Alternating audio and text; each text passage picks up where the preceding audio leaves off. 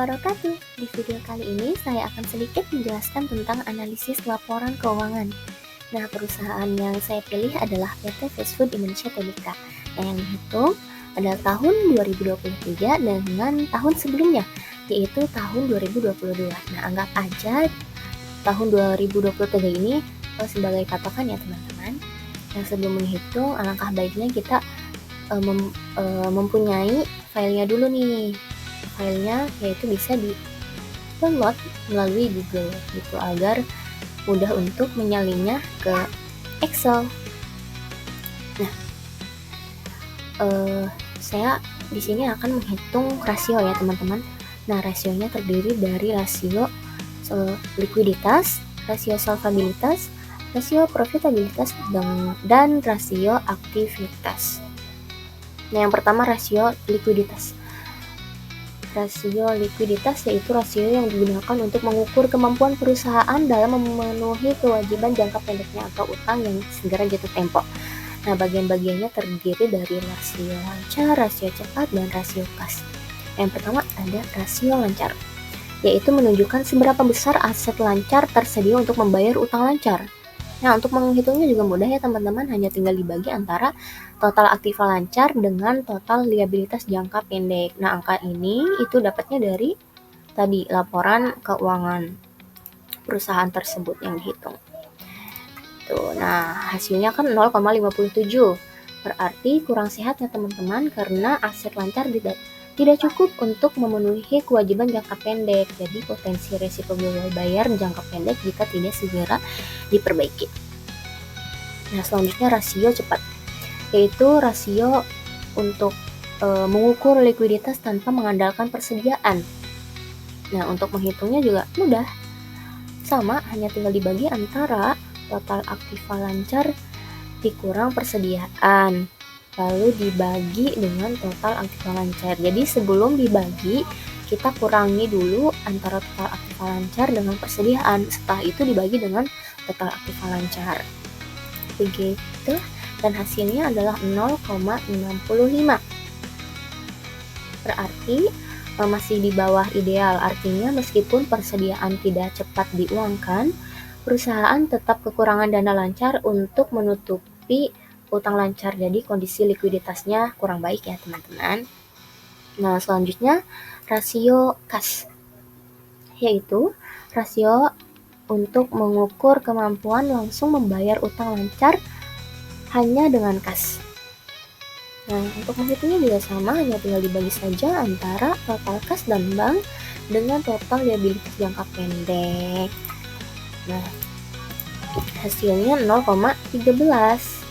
Berarti tergolong rendah ya, artinya likuiditas paling aman atau kas murni itu sangat terbatas. Jadi perusahaan sangat bergantung pada piutang atau penjualan cepat untuk memenuhi kewajiban segera.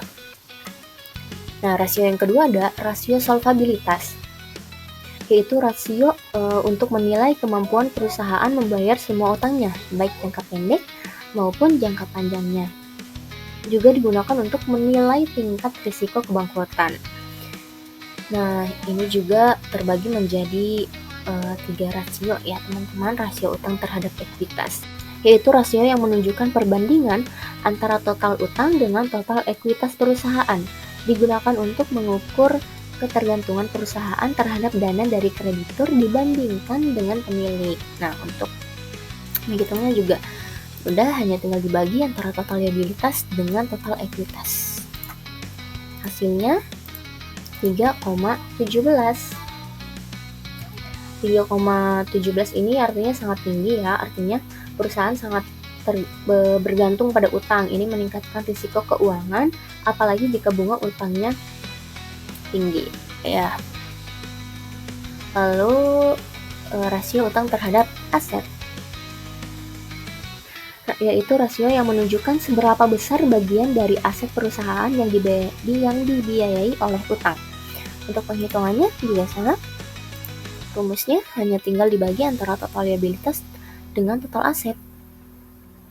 Nah, dan hasilnya adalah 0,76.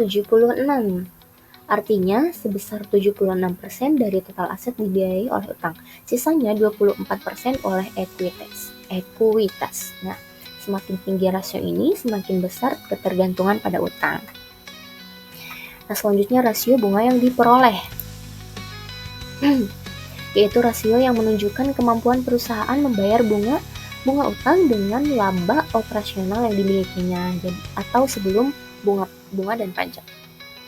Nah, cara menghitungnya juga sama teman-teman, hanya tinggal dibagi saja antara pajak penghasilan dibagi dengan beban keuangan. Hasilnya minus 0,78. Artinya perusahaan tidak mampu menutupi biaya bunga dengan laba operasionalnya, bahkan labanya negatif atau tidak cukup untuk membayar bunga. Jadi nilai normalnya itu seharusnya satu atau lebih besar dari 1. Karena nilai negatif ini berbahaya teman-teman, jadi perusahaan tidak menghasilkan cukup keuntungan operasional untuk menutup bunga utangnya. Ini sinyal distres keuangan atau bahkan potensi gagal bayar. Yang selanjutnya rasio profitabilitas, yaitu rasio untuk mengukur kemampuan perusahaan menghasilkan laba dari penjualan aset atau yang digunakan. Nah, dia terbagi menjadi ada 4 ya. Margin laba kotor, margin laba bersih, pengembalian aset, dan pengembalian atas ekuitas. Nah, yang pertama margin laba kotor, yaitu rasio yang menunjukkan berapa persen dari pendapatan yang tersisa setelah dikurangi harga pokok penjualan. Nah, untuk rumusnya juga sama, hanya tinggal dibagi antara laba bruto dengan penjualan neto atau penjualan bersih ya. Nah, hasilnya adalah 0,63.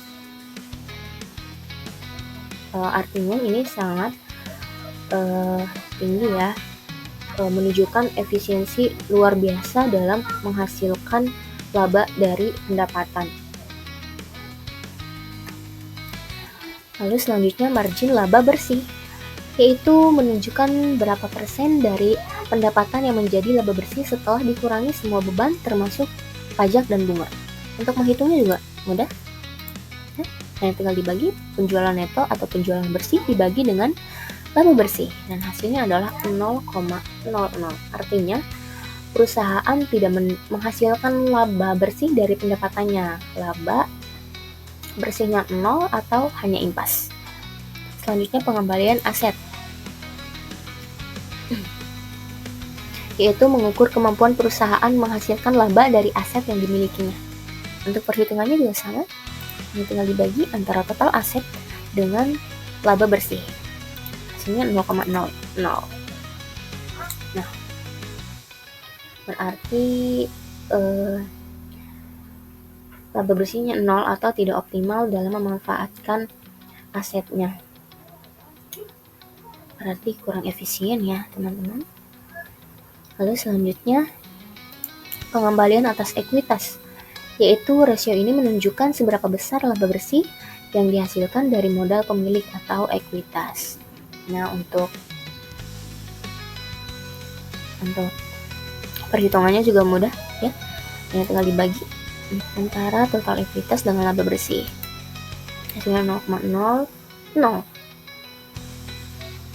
Gitu. Jadi setiap Rp1 modal sendiri atau ekuitas perusahaan tidak memberikan pengembalian atau laba kepada pemegang saham.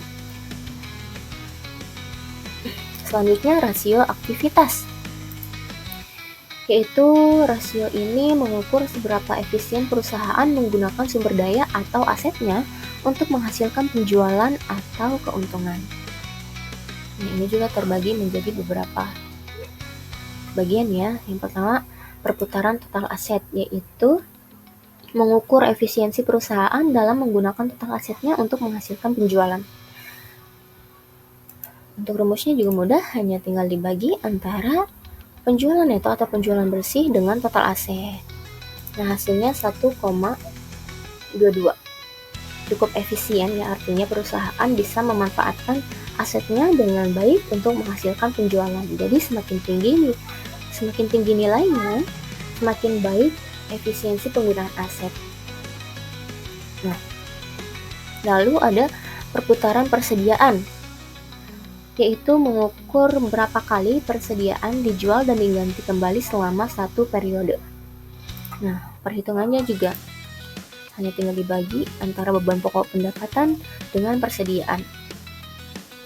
Hasilnya minus 5,24. Nah, ini berarti bisa jadi ada kerugian besar ya karena penurunan nilai pendapatan. Nah, selanjutnya perputaran piutang, yaitu menilai efisiensi perusahaan dalam menagih piutang dari pelanggan. Untuk perhitungannya, rumusnya sama. Yang tinggal dibagi antara penjualan bersih dengan pihak berelasi ditambah pihak ketiga. Jadi kita jumlahkan dulu antara pihak berelasi dengan pihak ketiga. Lalu penjualan bersih dibagi dengan penjumlahan tersebut. Nah, hasilnya 19,40, berarti perusahaan mampu menagih piutang sebanyak 19,4 kali dalam setahun. Berarti ini termasuk sangat baik karena perusahaan menunjukkan punya manajemen piutang yang efisien. Nah, untuk rasio sudah cukup sampai di sini. Selanjutnya kita akan menghitung analisis horizontal dan analisis vertikal. Yang pertama ada analisis horizontal, yaitu bertujuan untuk melihat perubahan antar periode dari tahun ke tahun. Karena itu perbandingannya wajib pakai 2 tahun atau lebih. Kenapa?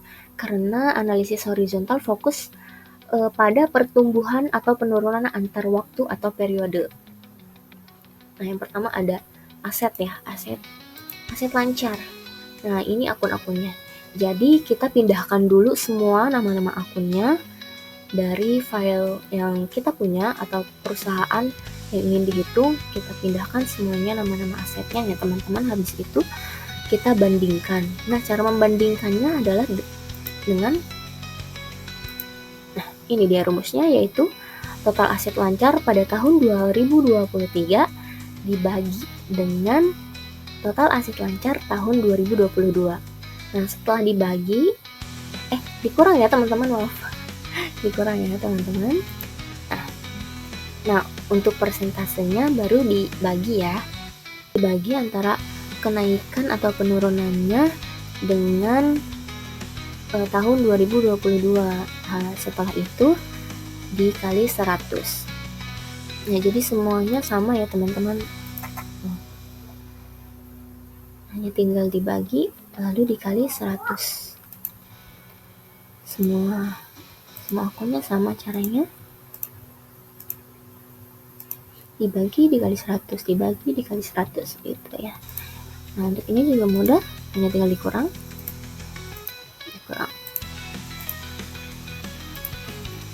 Mudah ya teman-teman. Selanjutnya aset tidak lancar. Nah, untuk perhitungannya rumusnya sama.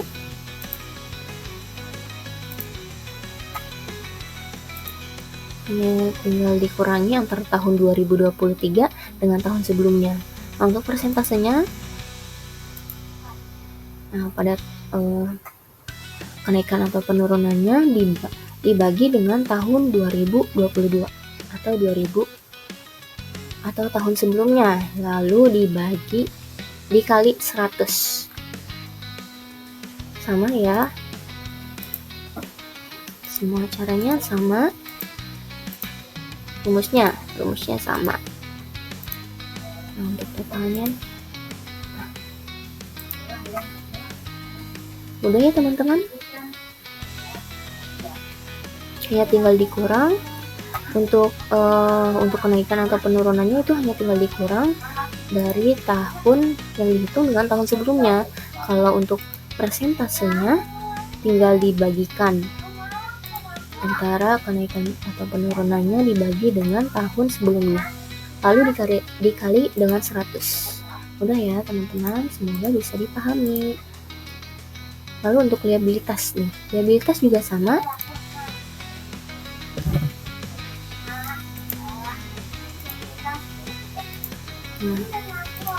Hanya tinggal dikurang dengan tahun 2023 dengan tahun sebelumnya. Lalu untuk persentasenya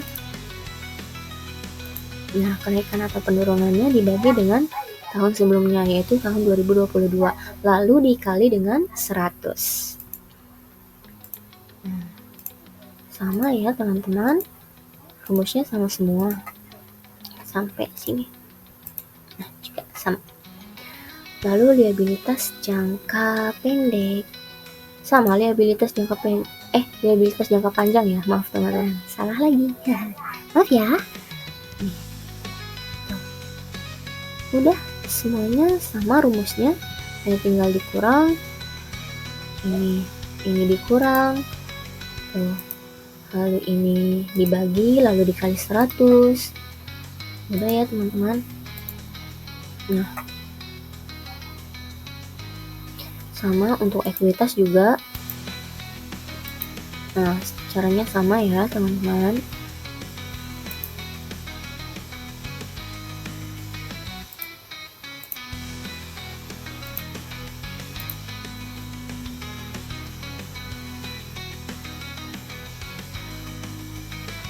Nah, lalu ini ada laporan laba rugi. Kita masuk ke laporan laba rugi. Untuk perhitungannya, rumusnya sama dengan yang tadi, hanya tinggal dikurang antara pendapatan pada tahun 2023 dikurang dengan 2022. Nah, persentasenya juga sama. Kenaikan atau penurunannya dibagi dengan tahun sebelumnya, lalu dikali 100.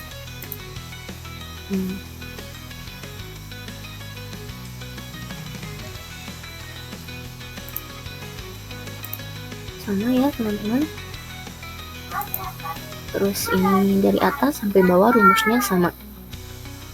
Nah, kita masuk ke laporan arus kas.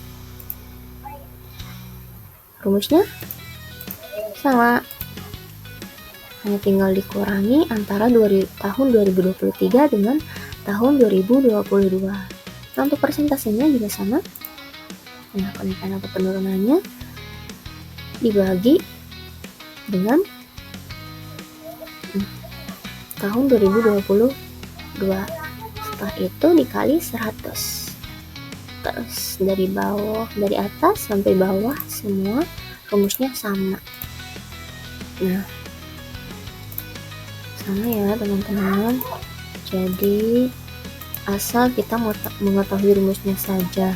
Untuk nominalnya, angka-angkanya ini kan kita tinggal memindahkannya dari file atau dari laporan keuangan perusahaan yang kita miliki. Nah, sama ya teman-teman.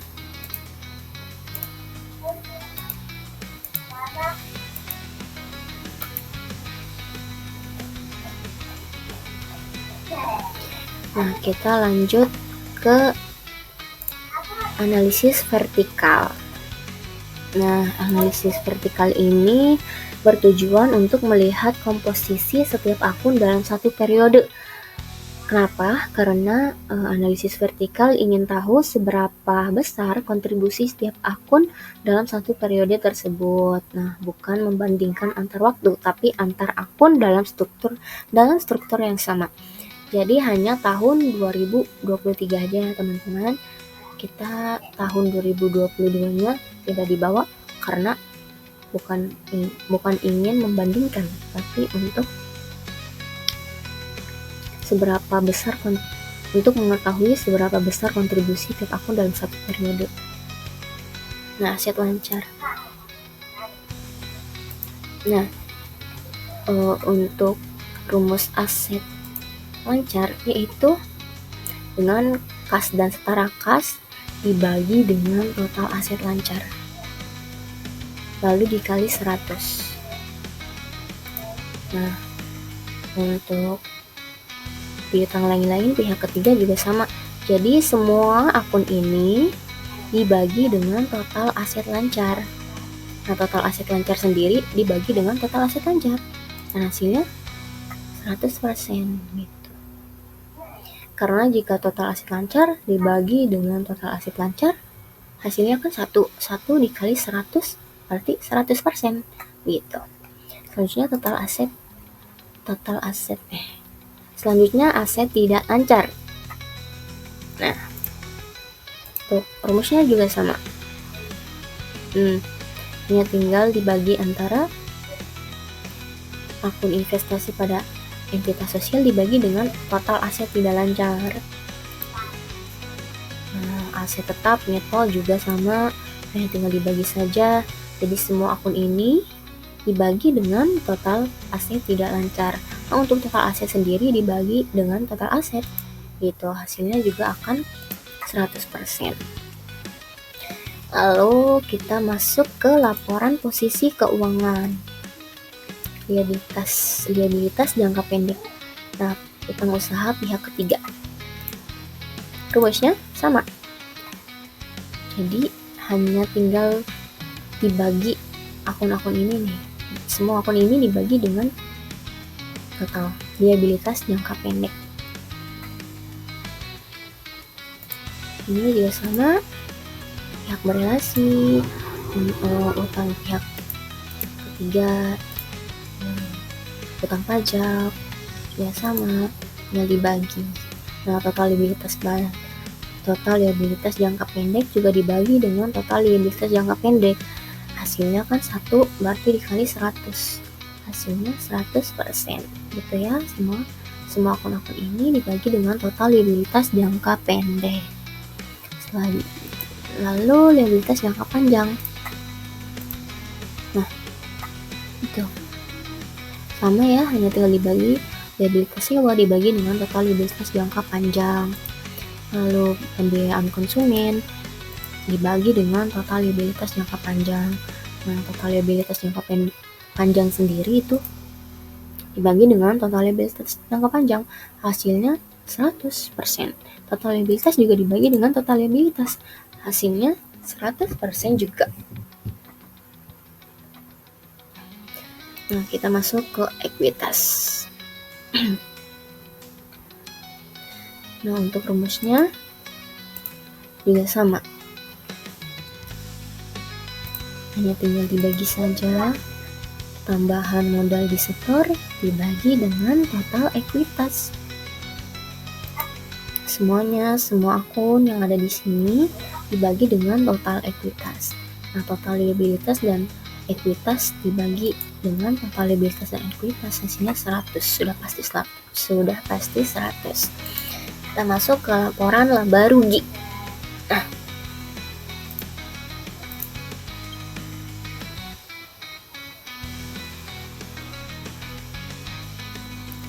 Nah, untuk laporan laba rugi ini beda dengan yang tadi ya, teman-teman. Jadi jika akun-akun tadi ini kayak seperti liabilitas atau aset, itu dibaginya ke bawah, sedangkan jika laporan laba rugi itu dibaginya ke atas. Jadi semua akun ini dibagi dengan pendapatan. Nah, dibagi dari bawah ke atas. Dari bawah ke atas. Ini kan dari atas ke bawah dibaginya, sekarang dibagi dari bawah ke atas. Teman-teman, semua akunnya dibagi dengan pendapatan. Semuanya dibagi dengan pendapatan. Nah, jadi yang membedakan yaitu hanya di laporan laba ruginya saja, gitu. Semua akunnya dibagi ke atas, yaitu dibagi dengan pendapatan.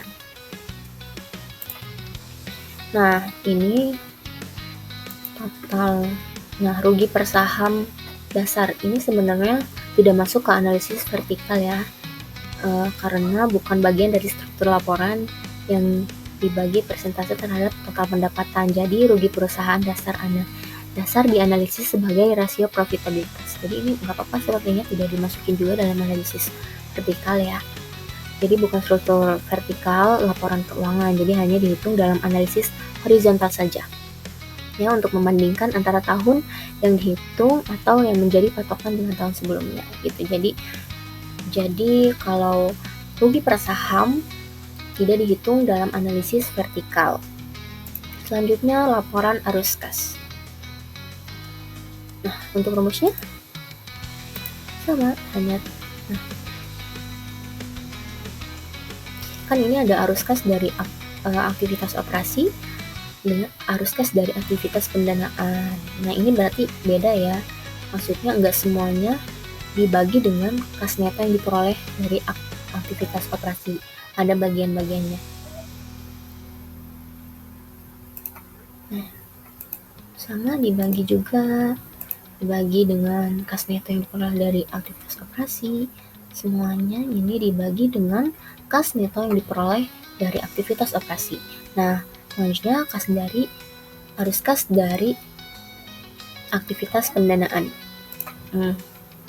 Nah, dia dibaginya dengan kas neto yang digunakan untuk aktivitas pendanaan. Udah ya teman-teman? Nah, selanjutnya penurunan neto kas dan setara kas. Dibagi dengan kas dan setara kas awal periode. Nah, semua akun ini dibagi dengan kas dan setara kas awal periode. Sedangkan untuk akhir periode, kas dan setara kas akhir periode dibagi dengan kas dan setara kas awal periode. Gitu. Jadi kalau kas dan setara kas awal periode ya dibagi dengan kas dan setara kas awal periode. Nah, makanya hasilnya 100. Tapi untuk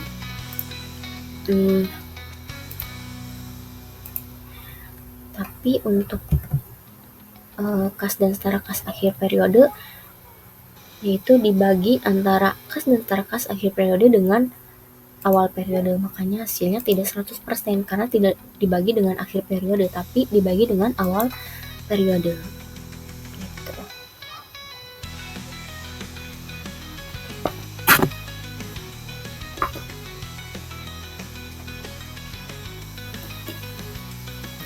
Nah, di sini saya akan memberikan ringkasan ya atau kesimpulannya dari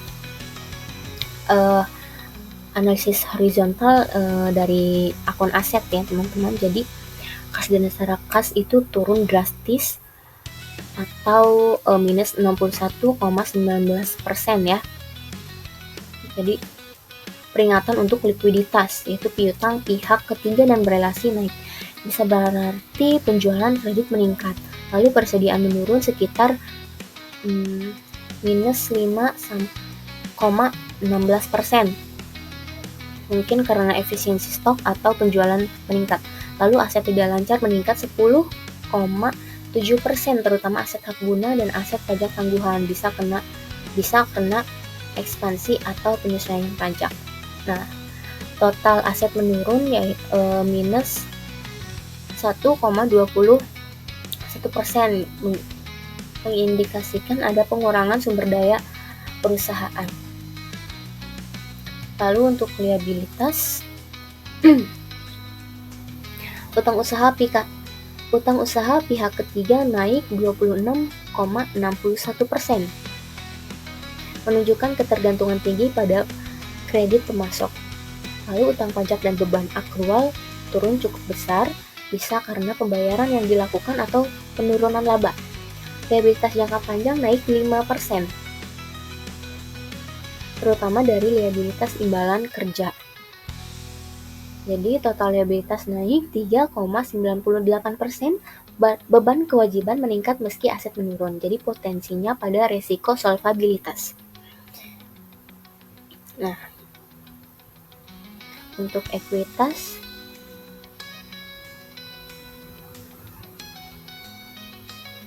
jadi total ekuitas turun 14,72%. Ini berbahaya teman-teman karena artinya modal sendiri perusahaan semakin menipis. Lalu untuk laporan laba rugi,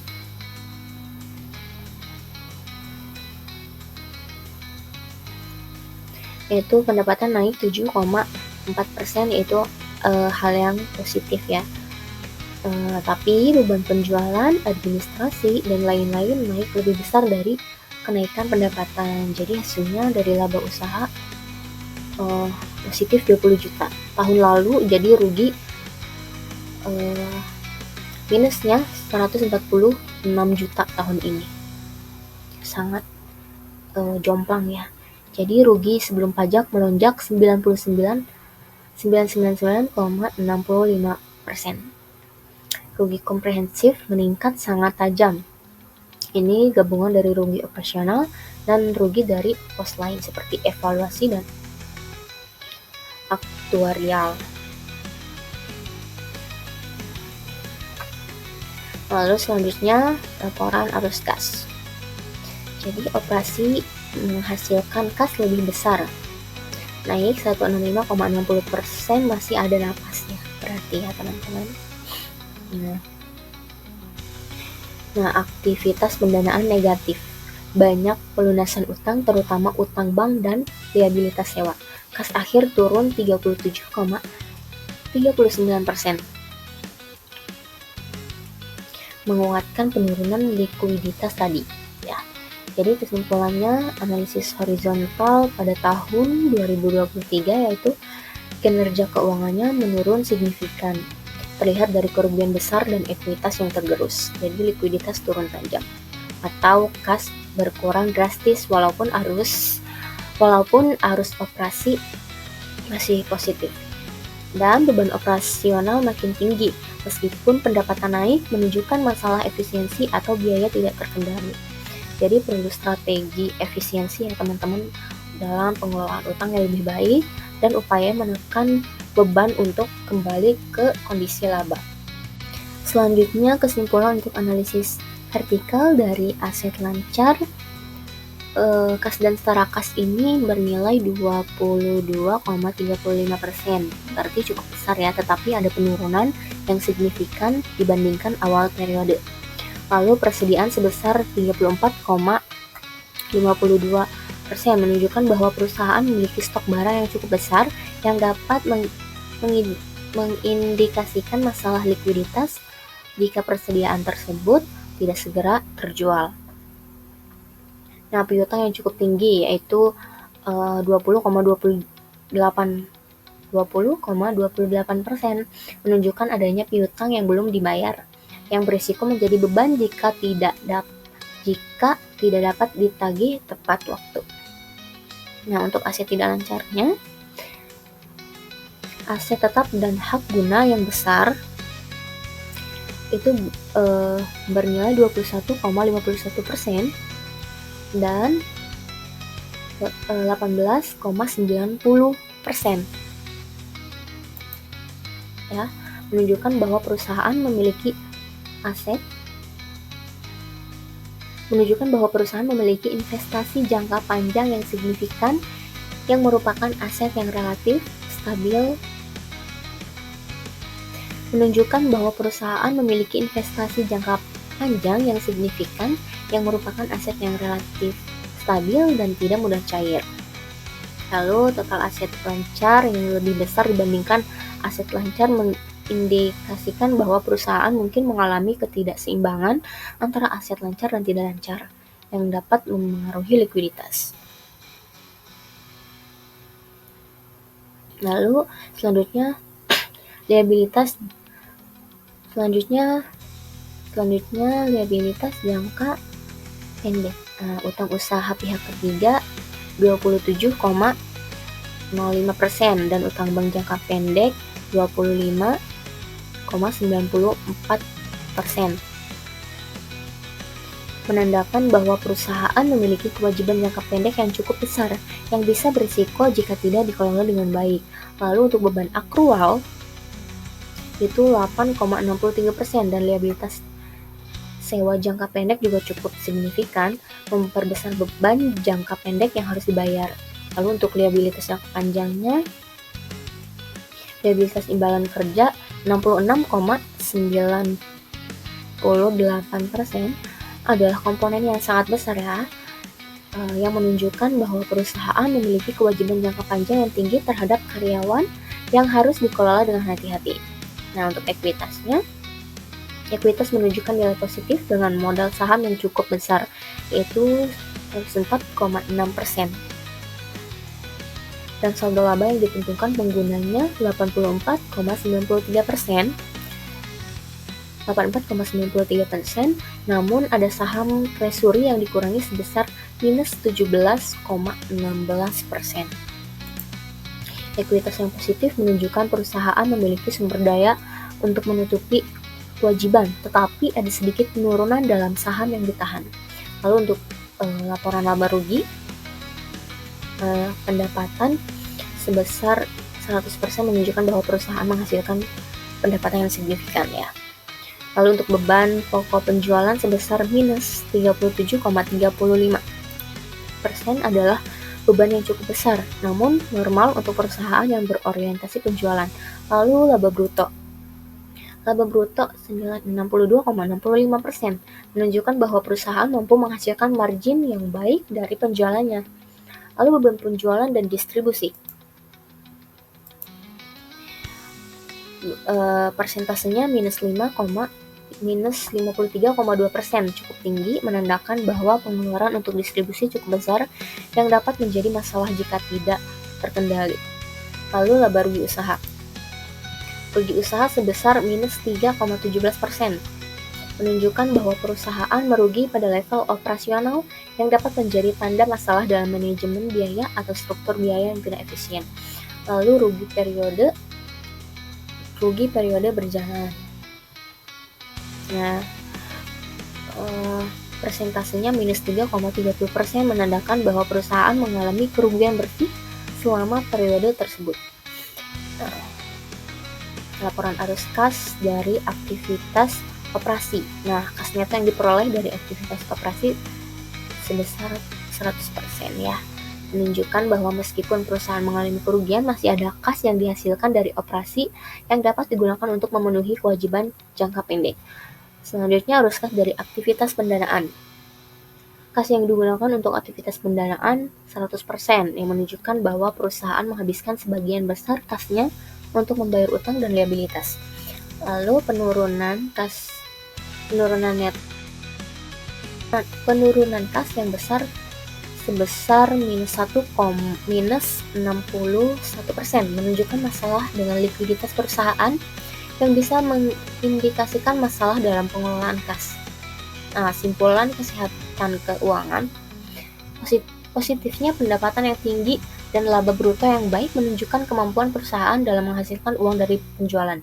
Negatifnya, kerugian operasional dan kas yang menurun signifikan menunjukkan masalah dalam pengelolaan biaya dan likuiditas. Lalu untuk risikonya, yaitu liabilitas jangka pendek yang besar dan kerugian periode berjalan, menunjukkan risiko solvabilitas jika tidak segera ditangani. Secara keseluruhan, perusahaan berada dalam posisi yang kurang sehat secara finansial ya teman-teman. Pengelolaan biaya yang lebih baik dan peningkatan likuiditas diperlukan untuk meningkatkan kesehatan keuangan perusahaan. Nah, cukup sekian dari saya untuk pembahasan rasio dengan analisis horizontal dan vertikal. Semoga dapat dipahami untuk teman-teman semua dan bermanfaat untuk kita semua. Sekian dari saya. Assalamualaikum warahmatullahi wabarakatuh.